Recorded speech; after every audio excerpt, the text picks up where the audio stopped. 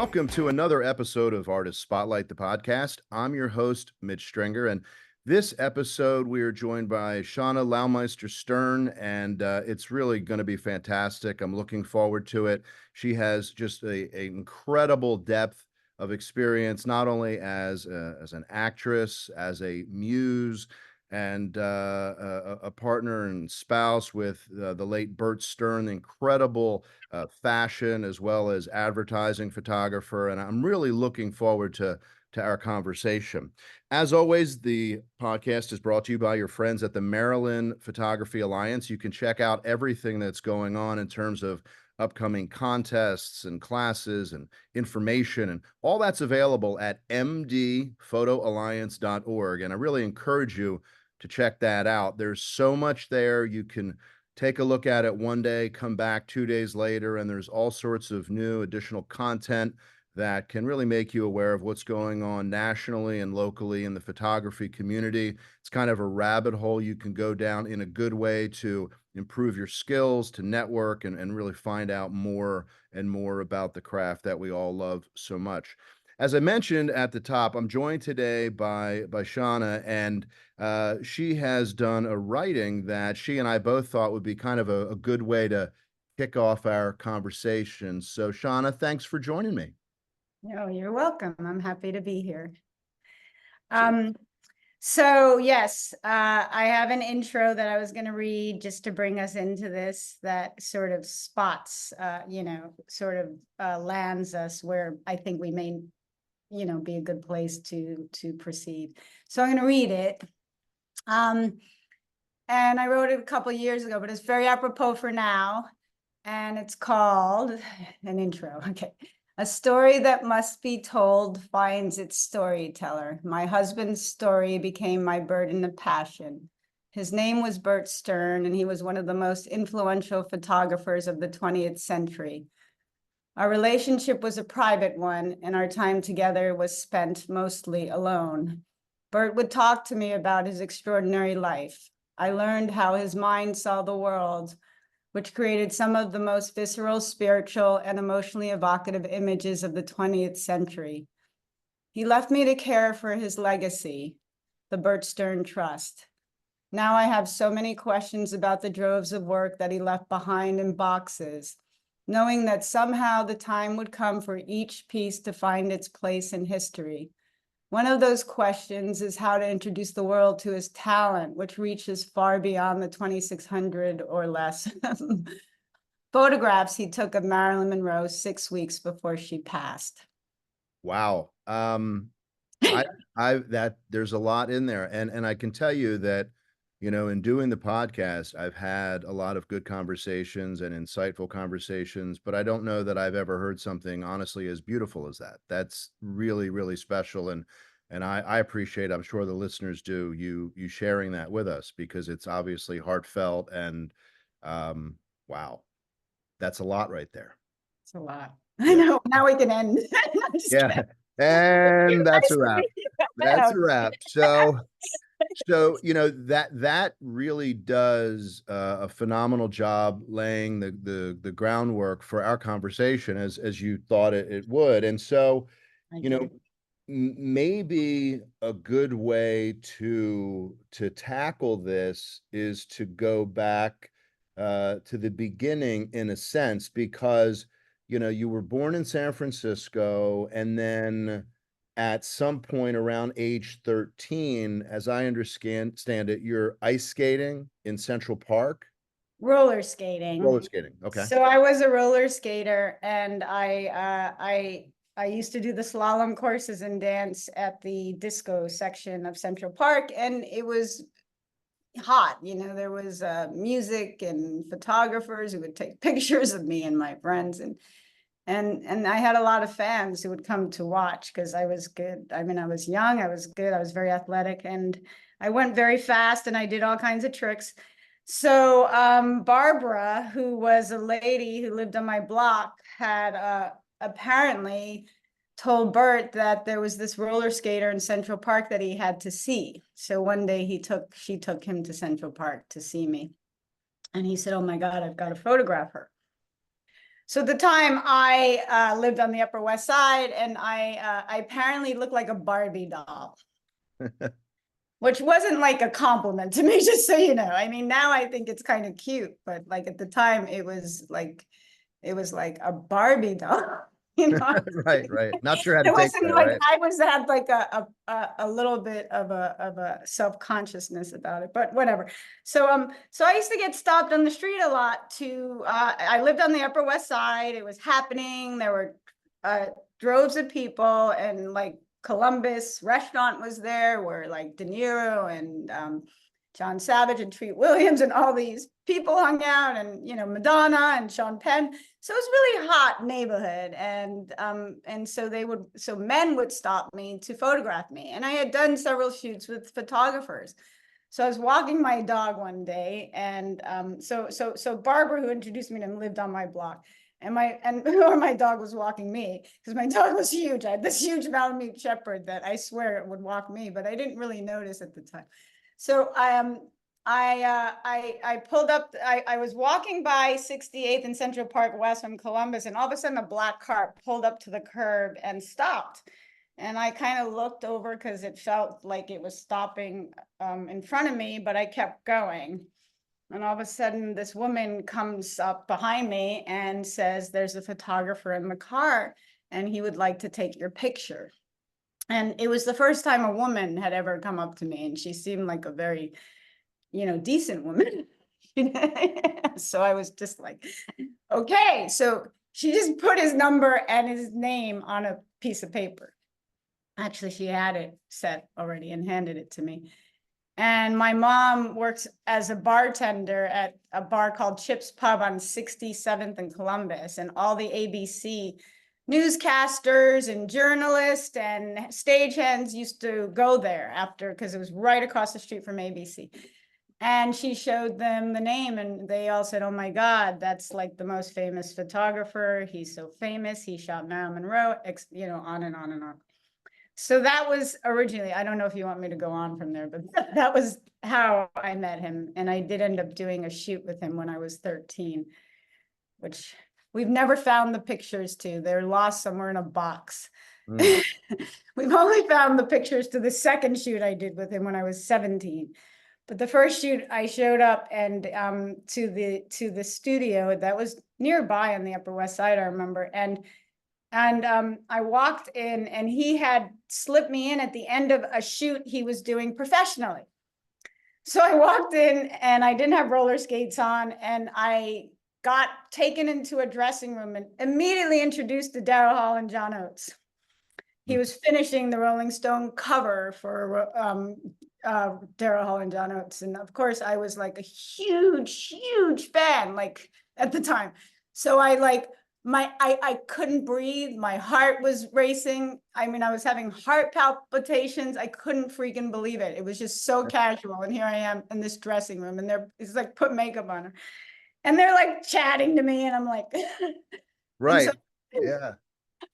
So then he just like quickly, because they're closing down, puts me in front of this white background robe thing, and the lights are on, and I was just like, I was just like, yeah. And so apparently the pictures were terrible. I asked him to see the pictures, and I went over there, and he hated the pictures. I was looking at them. I was at his apartment and looking at them, and 60 seconds later, he's like, "Okay," and he put them in a box. We never figured out where that box is, but it was a failure. Well, you know, I can tell you that as a photographer myself, we are all our own worst critics. So, you know, probably 8.5 or 9 out of 10 people would have seen those pictures and said, "Oh, those are good." But being a photographer and very self-critical, I'm sure, yeah, the bar was extremely high, you know, for sure. Well, I also had braces, okay. Which was like problematic for him. Well, I honestly can't remember what they look like, so I don't remember any. One day I might find them, right? So One day I'm going to find them somewhere. you'll say, here they are. So now I understand that the next time you all meet, and there's a little, I'm going to use the word controversy, a little controversy whether you said when you were 17, I'd like to be photographed like Marilyn Monroe, which I think is the story that Bert says. And Yes. then you don't have necessarily that exact recollection of having said that. But how is it that you sort of get connected again around 4 years later? So 4 years later, I had now wanted to be an actress, and I was doing some modeling as well. And so it changed from 13, right? Because at 13, I didn't care. It's like not, I would do these shoots. It was just because people asked me to.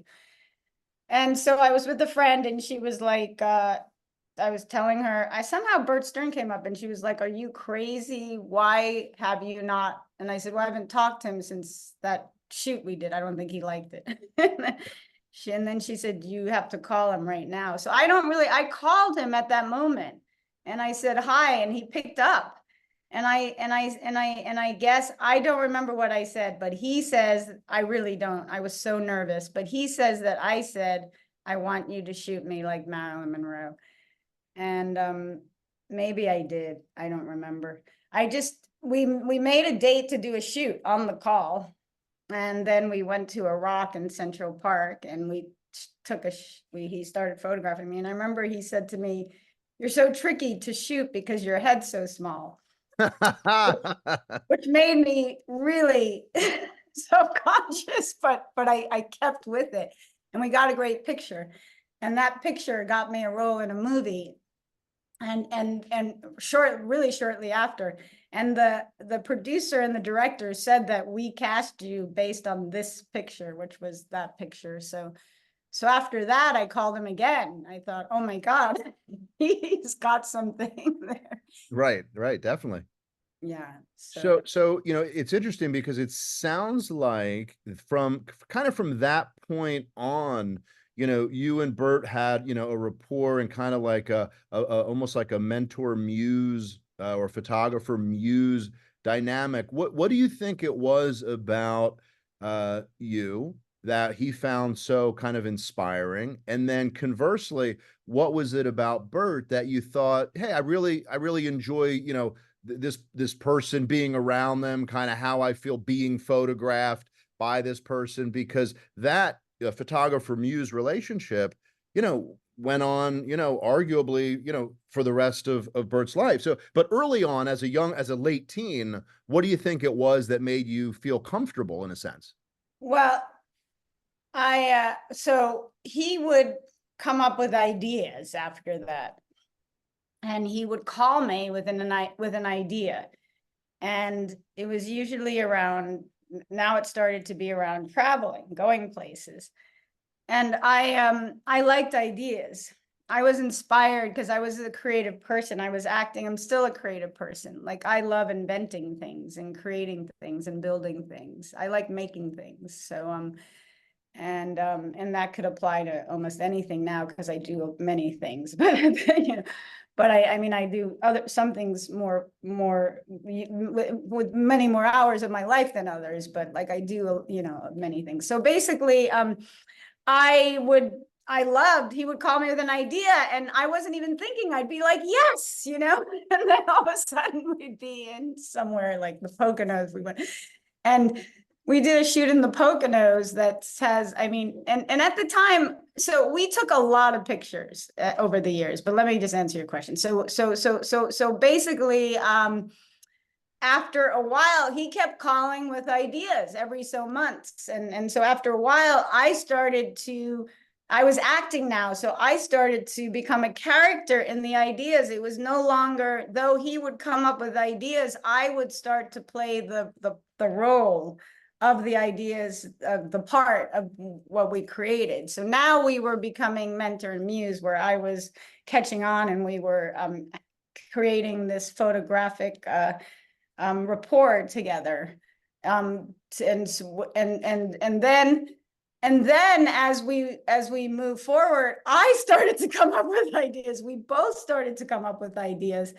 And we would build on each other's ideas.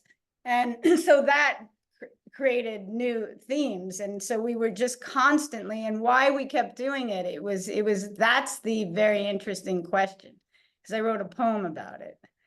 And it was something that every time we went out to pursue one of his ideas, or my ideas, or both of our ideas, we would like go on these trips and we would do other things, but we weren't happy. We wouldn't feel satisfied. We feel really depressed if we didn't take pictures.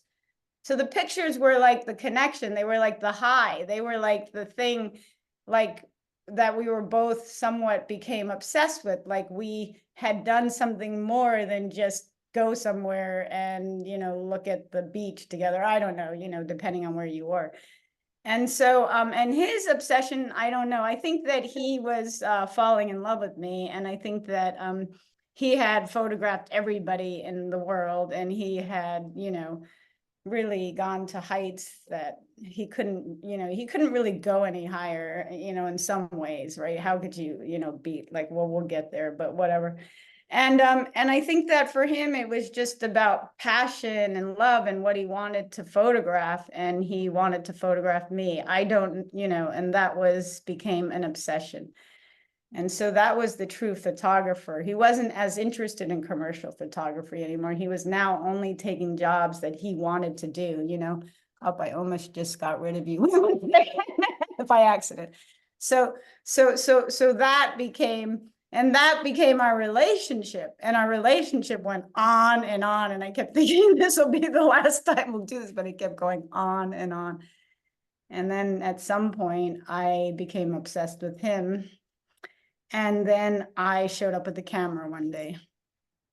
Yeah. And I said, I'm going to make a movie about you. And he was like, oh, that's a great idea. I was thinking that I'm going to make a movie about you too. So he started turning on his camera and he's taking pictures of me. But what he didn't realize is that I meant it. So I showed up with the camera every time I started filming. I really meant it. I was going to make a documentary about him. So then now we were in another dimension of our relationship. And it was very interesting where it went from there.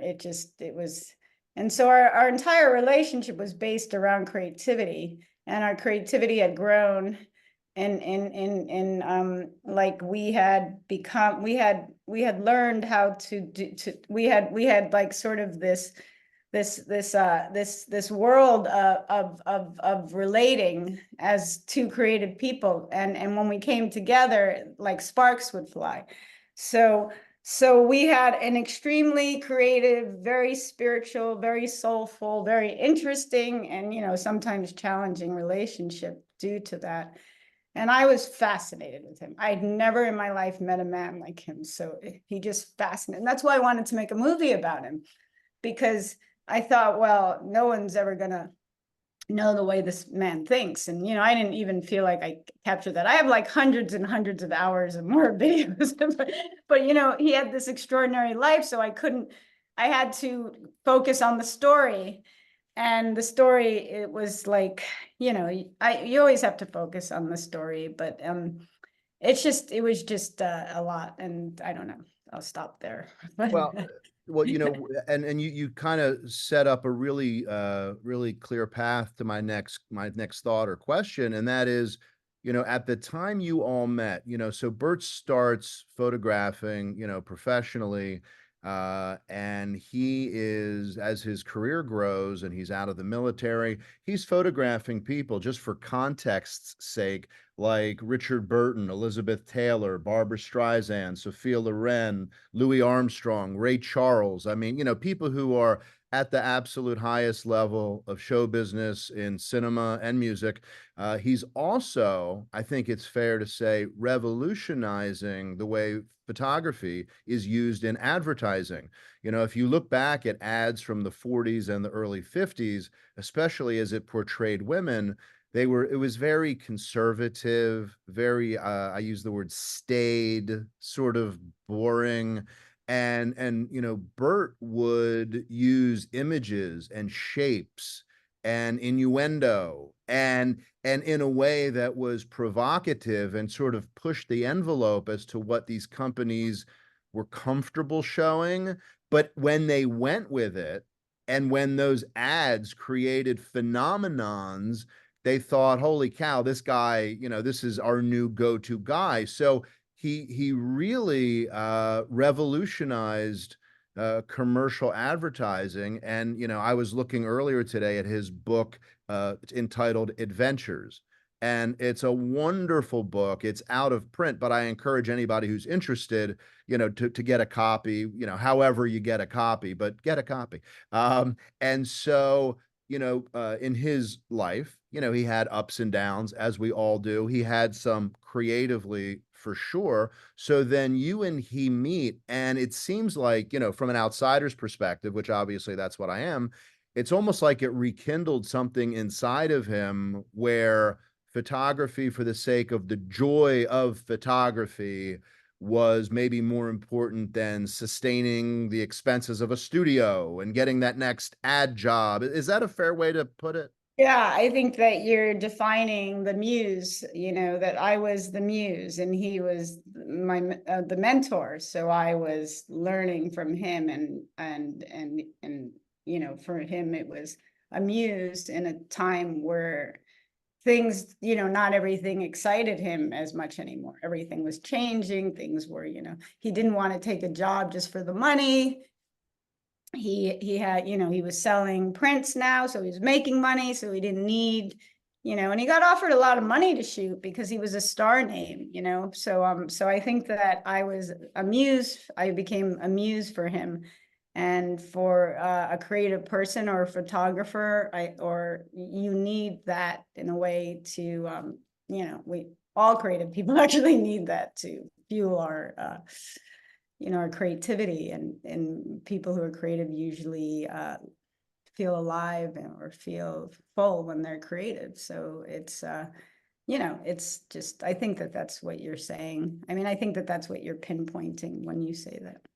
A couple of touchstones that I'll mention for listeners so that after the podcast they can check some of these things out. One is Bert is the person who put together a documentary on jazz music that is widely considered to be the absolute best documentary in the history of jazz documentaries. And it was 1959, and Jazz on a Summer's Day is something, if you're a music fan, jazz fan, documentary fan, a fan of beautiful imagery, please check that out. And then there is a movie poster that Bert shot for the movie Lolita. And as the story goes, Bert was going to photograph the young woman who was, I believe, starring in it. And he was kind of told, take it easy with these pictures, let's just, have something, light and commercial, and we can have, in front of the movie theater windows. And then Bert's brain started moving, and as they say, like the gerbil on the wheel that we all have in our brains. And Bert thought, I have an idea for this picture. Can you kind of talk through what ended up being that iconic movie poster for that? Well, Bert and Stanley Kubrick worked together at Look magazine, and they were friends. And so Stanley Kubrick became a filmmaker, and he did Lolita. I think it was his second film. I'm not sure. Don't quote me on that. But and Bert had just finished reading the novel by Nabokov, Lolita.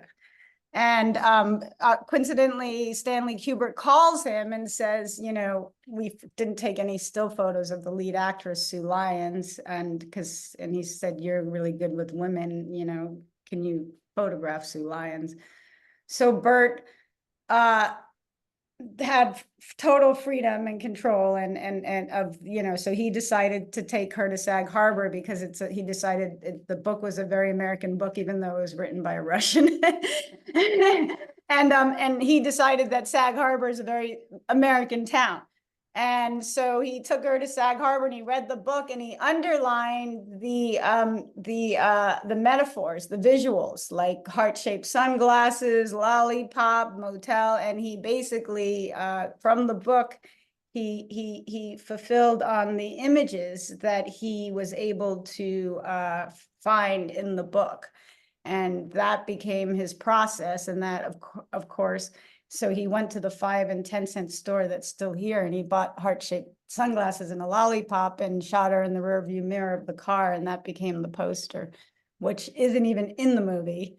And it's such a it's like when you think of Lolita, that's sort of what everybody thinks of. So it's a very powerful image in that sense, you know, and it transcends time. It also transcends Lolita because it's such a wonderful image, you know. It's so young and palpable and pop and interesting and a great picture at the same time. So it tells a story, which a great picture tells a story, right?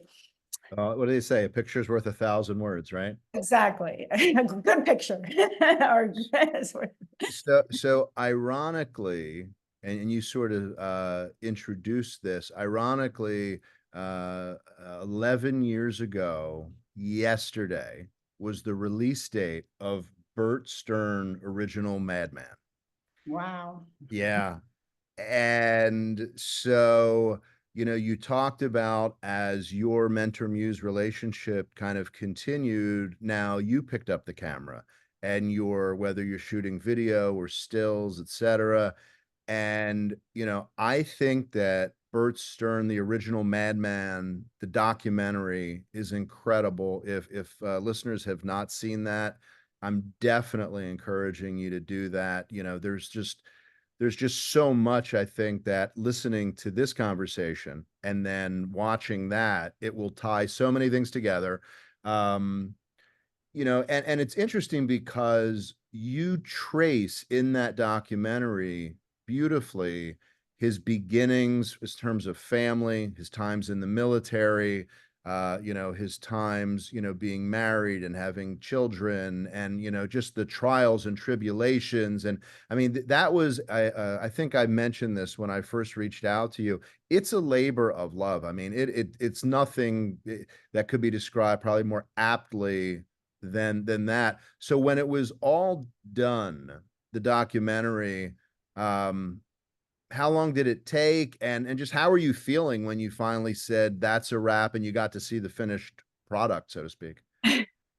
Well, it took a really long time. It took years. Documentaries are very laborious. Is that the word? Yeah, laborious. Yep. And that one was, so, and it was a labor of love. I became obsessed, and Bert surrendered. At first he was into it, and then he thought I was kidding. I don't think then when he realized I was serious, he was not, he had a period of really not being into it. And then he came around, because I would put cameras on both ends, and we would have these dinners with these he liked really expensive wine. He'd get this wine that was like the nectar of the gods, and it was like this light candle. So I started trying to do both sides so he would feel more comfortable. And so and then he started to do something funny. He started to open up to me in these recordings, which is, I think, how we ended up getting married. He started to profess his love. So now but like, because all the editors were going to see everything, I was like, oh my God, now he's embarrassing me. So it was like his way of getting back at me was just to talk about his feelings and how we should get married. He had been asking me to get married for years, but now he was getting really, really adamant about it. And it was like we had this, you know, this lens between us that allowed him to open up and allowed me to listen, and allowed me to be able to, I was trying to get information for the movie. Like I'd be like, oh, I need this part. So I'd be asking these very pointed questions. And so it was like, we were almost messing with each other for hours on end. And the recordings are so crazy, but they really do encompass mentor and muse when you watch them, right? Like they are. And so basically, I just kept going and going, and then people were coming on, they were investing, they were working, everybody was getting obsessed. And then And so I could keep going. And I started to put all my money into it, everything I was making. And Bert would give me money. I'd put it in the movie, any money that came in. I just wanted to finish it. And I had taken money from a lot of people, so I had to keep going, but I had like full control. So then we got into Telluride, and that was a big deal. Telluride's a big deal. So they wanted to show jazz, and Bert came, and we had an audience of like 300 people. It was full, and Bert had not seen the final version. And we were in the audience, and we got a standing ovation, and Bert went up and said it was exceptional. Now that version, I think, was a better version. It was an unedited version, and it had a lot more of things that I like in it, delicious things. The distributors and the sales agents come and they knock you down and they knock you down. I ended up taking things out of it. At one point, they wanted to take the relationship between me and Bert totally out.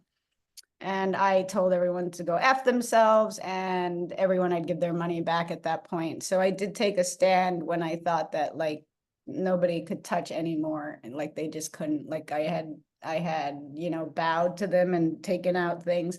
But I still think that version is the better version. The only problem with that version is, and this is what's supposed to happen, but distributors and sales agents don't understand this, is that we had the lovers and the haters at Telluride. So we had the people who thought it was the greatest thing they'd ever seen, and we had the people who hated it, and they were fighting after the showings. And I thought that was a good thing, but everybody else in my camp flipped out. So, but Bert got to see it. I didn't involve him in that part, so he didn't really know about all that, and he loved it. And so that was, to me, the moment, because then it went to all over the world. It went, to if International Film Festival of Amsterdam, IFA, it's called. And that's a big one. And then it just went to every country, every film, Italy, Poland, every state. It was just invited everywhere.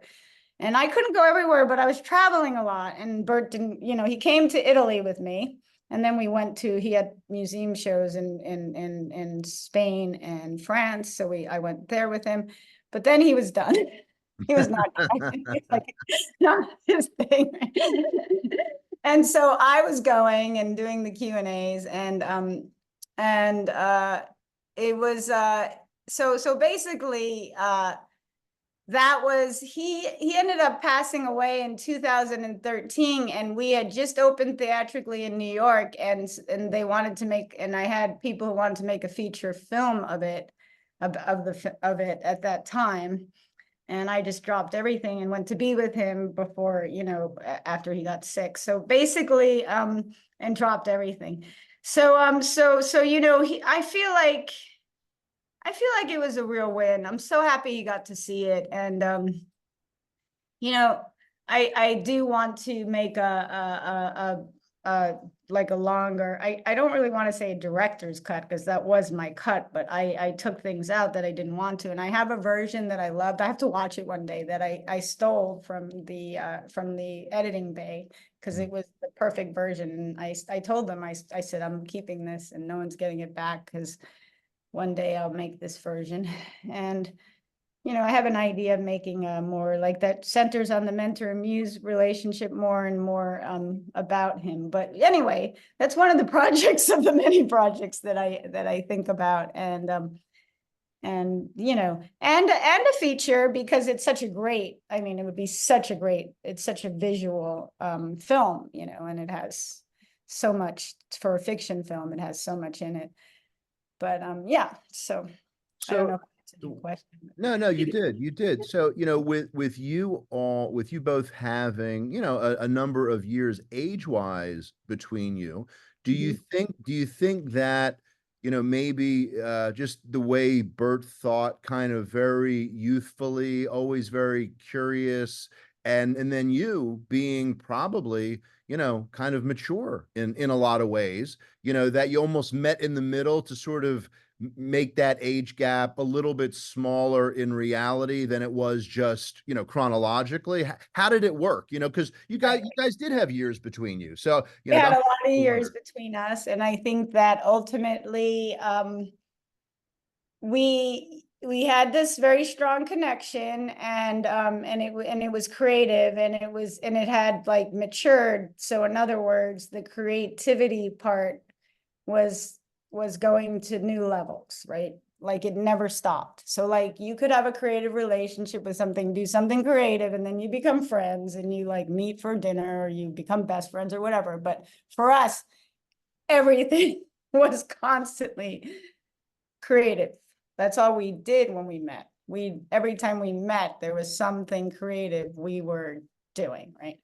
So it had it had real things to it. And so now I thought he was the most interesting man I'd ever met. He had told me all about his life. I'd never, ever, I'm going to cry thinking about it, but I never, ever met anyone like him the way he thought. So that was very intriguing to me. And I was like in a relationship right before that. And I was supposed to get married, but like that relationship broke up. And I was making the movie on Bert.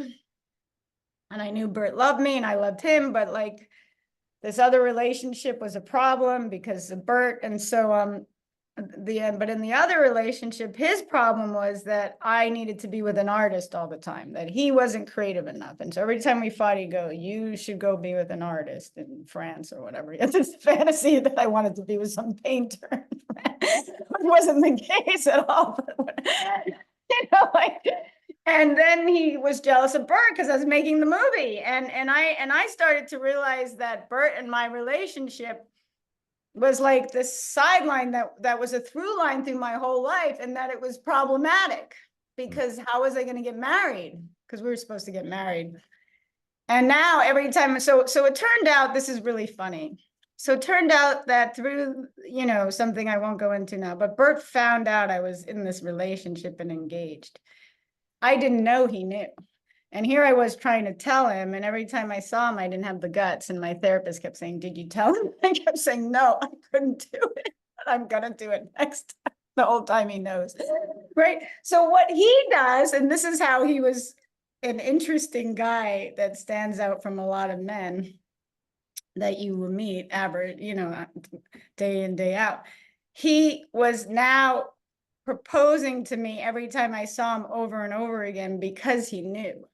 And he didn't tell me he knew. So it was becoming very difficult.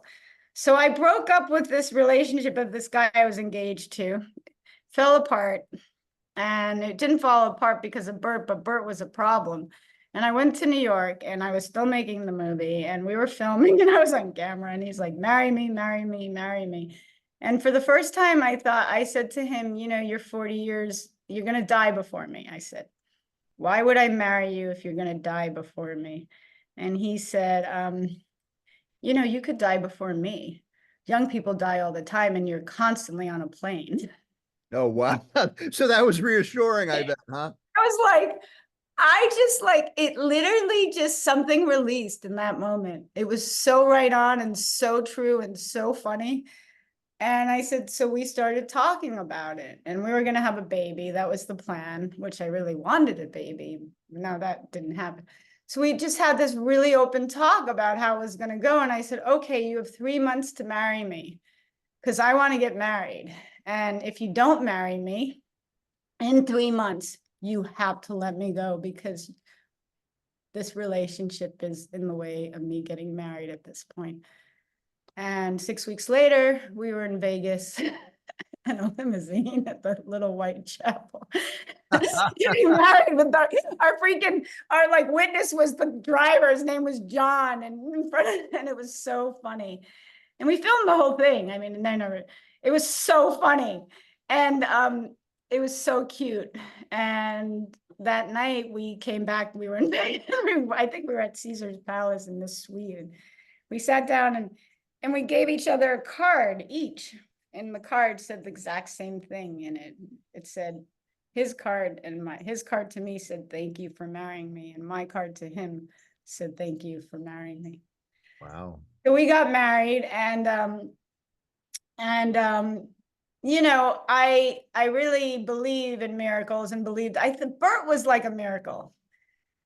He really was. And we had all these plans. Now, it didn't quite go that way, but I really did think he would live a long time, longer than he did. But, you know, it's just life, right? It's just life. And, but I think that ultimately we both did the right thing. I mean, we loved being married. We loved being married to each other. We had a very interesting relationship because we were like soulmates. Like, we talked 5 times a day when I was away. We talked about everything. He was like a best friend. I asked his advice and everything. He asked mine. We became like true partners in the true sense. Totally trusted each other. And everything was mutual between us that we did. Now, the one thing we did do is keep the marriage a secret, because he had a lot of people around him who didn't want him married. And because he had a lot of he had this weird thing with women and relationships. People would become very possessive with him. Everybody wanted to control and own him because he was unique and special, and something about him, it was like weird. And so that was a problem. And I wanted to, we were going to wait till I got pregnant and tell everyone then. But when I didn't get pregnant, I was like, we have to tell people. And then it just got harder the longer you keep a secret. And then we had a deal that we had to mutually agree that it was okay before we told anybody. And we did mutually agree on several people, and we did tell them. But, you know, that part was tricky, especially when he passed away and the burden was on me to tell everyone. That was like, you know, I carried the burden, and in a sense. And I don't know, it's fine. I mean, I don't have any problem with that, but it just was very interesting. And sometimes I feel like, you know, I carried the burden, and I wish we'd told people when he was alive. But I also realized that he, you know, it would have been hard when he was alive, because a lot of the people would have been very upset and a lot of stress. And, you know, why have that stress when you, now after the fact, I realized that this was the amount of time he had left, right? Because he was very healthy up until the moment he got sick, and then it went really fast, right? And that was just the way you want to go. That's the way anyone would want to go, I guess. So fast, just boom. Right. You don't want to hang out like, oh. You know, that's my karma now. Here I am, right? Well, you know, So that was my karma, or my choices, or both. And now here I am. well, you know, now you are, as you mentioned, doing so many things. You know, you're running the estate, and you're, I'm sure, entertaining projects that this estate would be involved with. I shared with you a couple weeks ago, I was in New York City, and I went to an art gallery, and I saw Bert's work being shown. And, you know, in addition to several of the iconic Marilyn Monroe images, there were so many others. There's a beautiful picture of Twiggy that was there. And, you know, so it's interesting because, you know, Bert not only photographed all the different people that we talked about, and had what, and I'll use this as a teaser for the documentary. He had a career turnaround with photos of pills. And I'll leave people to figure that one out and watch a documentary, but it's remarkable, and it's innovative to have done that. But my question is, as it relates to Marilyn, you know, when you talk with people and when his work is shown, do you think those two Marilyn shoots are, in a way, a blessing and a curse? Or, you know, I feel like if you were like a one-hit wonder, which certainly Bert is the furthest from, but if you were a one-hit wonder musician, and every concert you had to play that song, you start to resent that song. You could resent that song. So Right. in the case of Bert, where he has this massive catalog of amazing photos, you know, the documentary on jazz, and so many books. I mean, just an incredible talent. But people who don't go much below the surface of his work will say, "Oh, that's the guy who did those Marilyn pictures." So how did he feel about that? Well, I mean, I think that he loved Marilyn, and he had a very special feeling for the pictures, but and they were very desired. And he, basically they made him very famous, even though he was famous before that, but it was a more of a focus on, and more maybe widespread. And so I think that, I think that he was aware of how much people wanted them and how much they desired them, and that they're very magical pictures because they're like paintings, right? They transcend to this other space. They feel like paintings almost, and they really capture, I think, I don't know if it's her soul or something spiritual about her, where she's in this magical state of just, being a woman in her sensuality, who's very comfortable and very free, and it just so but I think that's like, so every artist has something they do, not every artist, but like or what that is so exceptional that they can't beat it. Like you can maybe achieve something as great, but maybe not as desirable to the world, but you can't go above that. It's like a moment in time where all these Pinnacle. forces come together, right? Yeah. Pinnacle. And you can't create that. That happens because of, it doesn't it necessarily happen by accident, but it happens because all these things come together in this moment, and somehow magic is created. That's like true creativity, right? Like you can't repeat what you did in the past because all these forces came together and there's no explanation of how that happened. It just did. And so many forces came together that he got to shoot her, that he got full control, that he came up with these ideas with roses and scarves, and they wanted him to do fashion, but even the fashion are great, that he decided that Hotel Bel Air was where she stayed in between relationships and her favorite hotel. So he would do it at Hotel Bel Air in California, that, she was late and that they had the people on the set, and then he was able to get them off the set and shoot her alone, and that he didn't have like somebody saying the shoot is over. So he's able to do all of these ideas with her, and basically at a very vulnerable time in her life where God knows what was going on, but she was going through a lot of stuff, and that, and so he did two shoots, one 3 months before, and then he sent them to the art director of Vogue. His name was Alex, I think, Lieberman, who said, these are fabulous, but now we need to go back and do fashion with clothes on. Not that, but it was 1962. Vogue wasn't putting, I mean, so they went back 6 weeks later, 6 weeks before she passed, and 6 weeks later to do the second shoot, which was the black dresses and more of the fashion stuff.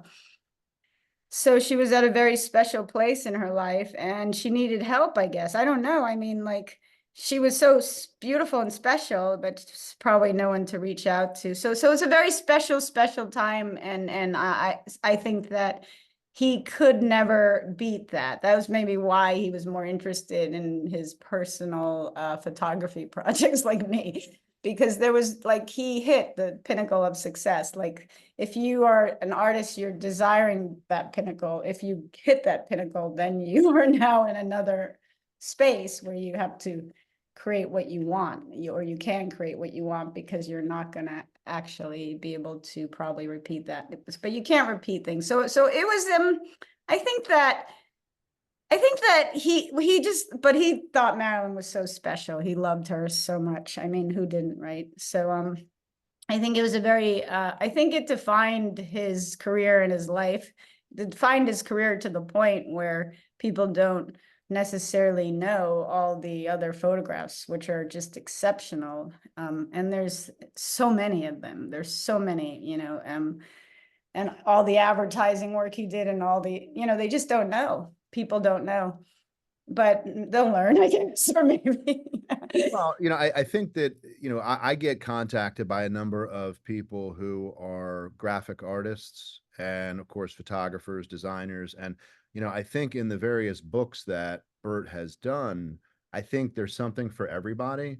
Pure photography, if you're a fan of classic movies, if you're a fan of just imagery, there's just so much there. And, for those who aren't aware, I mean, there's really a whole book about, his work with Marilyn. And, when you go to photograph this legendary actress, and she essentially says, "How about we try some nudes?" And I'm sure that Bert was thinking, you've got to be kidding me. Not in a bad way, but he probably thought, wait a minute, pinch me, this can't be happening. And when Marilyn turned to her, I believe it was makeup artist or assistant, and said, "What do you think?" And Bert says, in that moment, go or no go was hanging on the response of this person, who said, basically, do it. And, so the intent was this Vogue shoot, and then it became Marilyn wearing either scarves or a bed sheet or nothing. And the images are beautiful. Marilyn, she's got this, fairly sizable scar on her stomach, and to feel so comfortable to be able to bear that to a public who would only see her image, her crafted image. And this was clearly, kind of letting that be known. And so then to have done the shoot a number of weeks later, which was more of a traditional, beautiful fashion shoot. And I saw some of those images at the gallery in New York, and they're phenomenal. So, I guess, my question is, you've done so much, from acting to, you've been a muse, you've written and directed the documentary. Now you're managing the trust. You're asked to have gallery shows all over where people are seeing Bert's work and purchasing Bert's work, and you're doing question and answer sessions. So all of these things that you've done, like any of us, that have led us to this moment, what do you think all that stuff you did has better prepared you to do going forward, now that you're managing this trust and keeping, the public very much aware of everything that he's done? Right. Well, I think that first of all, knowing Bert really intimately, and also the way he thought, the way he saw the world. I mean, I think he was a true genius. I mean, I'm not saying that, but he was like just really something. Like, to meet him and spend time with him was a gift. It was pretty magical. If he opened up to you and you got to understand his thought process, his brain, and the way he thinks and sees the world. So that would be like a mentor, right? And then, oh, I didn't tell you this part. So when we got to the movie, I was like shooting the movie, and I was messing up the sound and this, and he kept, then he started buying me better cameras, and I was like, great. And then I was like, I got to get a DP. And he was like, "I'm not letting a DP shoot me. Are you crazy?" So I ended up having to shoot the movie, right? And I learned a lot through that, because I'd be like, "But I don't know how to do it." He'd be like, "Yes, you do. Just feel it," and because of that, this, it's intimate, and there's a lot of intimate scenes that aren't even in there, but there's tons of intimate stuff. And so basically curating, directing, writing, doing photography myself, even though I haven't, really pushed that out into the world, because I'm, whatever, but, and running the trust business, which is very busy. There's a lot of requests all the time.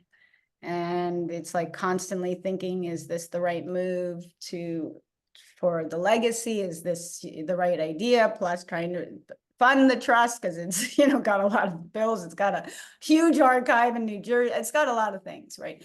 And I think that basically going through years of litigation, that would really toughens you up, prepares you for anything in the world, and really teaches you how to not only negotiate, but communicate and be present and be like with people and be able to deal with any situation, because you've been through the worst. It can't get any worse. I feel overwhelmed a lot, that like, you know, I just can't do it. It's just too much. But I'm, you know, now I have potential deals that would change that going on. And then that'll be a new challenge once I get there. So, Well, but like, there's a, you know, it's just, if you're a creative person, but then there's the business side. So I turned out to be a decent business person, which I never kind of knew about myself. But the minutia of the administrative day in, day out is not always fun for me. Some of it I like, some of it I find very laborious. Did I say that word wrong again? Laborious, right? So, and I have an assistant, and I would like to get an archivist in, which I'm working on, and I would like to archive the entire archive, which is a huge project. There's hundreds of thousands of negatives in boxes that we don't know what they are, if you can imagine. There's thousands and thousands of prints going back to 1950, many that he made silver prints, to over 10,000. You know, there's thousands of contact sheets and thousands of Polaroids and thousands of journals and thousands of, it just goes on and on. It's a lot. So it'll take more than a long weekend to do, huh? It'll take a team. And then, you know, so my idea would be to do that, to make a library that's a digital and a physical, where we could have an order to everything and be able to know what's there and grow the company and do a really nice website and a store, and just start creating more things because we have so much to work from. You know, we have Jazz on a Summer's 2 is in the works of potentially being made. We're always talking about the director's cut, which isn't, because I did sign off on the first one, but like a more, you know, extended version of the movie that has more of the stuff that they didn't want in at the time, because now people would, I think, like it more, and you don't have, you know, the whatever, those people telling you what the models are. They're really into this, and get a team in, and, you know, and hopefully I can find really good people. And I'm working on it. I have potential investors, and I have other things happening, projects that, like I said, would make the money to ensure the investors, if they invested right now, because I want to go soon, that they would be, you know, fine. And also, it's an exciting project. I have like 4 investors interested. I mean, everybody's interested. It's like, how could you not be interested in the project, right? Yeah. So in another way, it's exciting, but you also so they get excited and they're on board, but then they have to think about, wait a minute, am I going to get my money back? Because it's a passion project. We've been looking for a passion project. Yes, we're into it, you know, because we're on the phone and talking about it. And then it's like, they go back and I'm like, okay, when are we going to have the next call? And you can tell they're thinking about, okay, we need finance structures now. Right? Exactly. But that's how it works, right? That's how you make things. You have finance, and like I was reading this thing on Bert, and he was saying that money is energy. So the way he saw it when he was doing advertising jobs and ads is that whatever money they gave him, he could use to turn into a picture. But it was the energy of the money. And he said, because at this time, it was in the 50s and 60s, they were putting endless amounts of money into creativity. They were basically funding creativity because that's what they wanted, right? They didn't want the picture. They wanted creativity in the picture. So if you were somebody like Bert, they gave you a good amount of money, you know, so he called it energy, right? And so you need the money for the energy to create something, you know, to create this thing, whatever the you know, his idea was. So that's what he was doing, and it's sort of like the same thing now. Archives would be a gift to the world, that it would be it would be important, and that it would really be able to give understanding of the breadth of work that he did, which is huge, and how and the stories, they're all, everything's linked, right? But you can't, it's so complicated because there's so much that you can't really link them in just talking to you. But if you start to put these things together,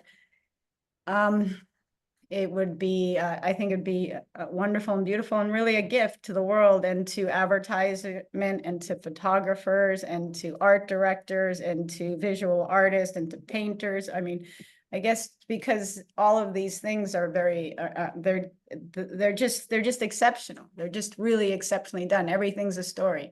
There's like a story to everything, you know, and so I don't know. I just think that it would be, I think it's important, I guess, is what I'm trying to say. Well, I appreciate you being so generous with your time and just, going through, the beginnings, the middles, and just everything. Thank you so much for joining us. It's been just great to talk to you. Thank you. No, I'm happy to do it. And thank you. Thank you for asking and pursuing it. And I love being here with you. It's great. So hopefully we, do something that's valuable. I don't know. It doesn't really matter, but hopefully we do. Either way, we had a good talk. So absolutely. Well, I want to remind everybody listening to Artist Spotlight, the podcast, that we publish twice a month, and really enjoyed my conversation with Shannah. If you want to find out what I have going on, you can go to mitchstringerimages.com. You can also check out the latest of what I'm doing on Instagram at mitchstringerimages.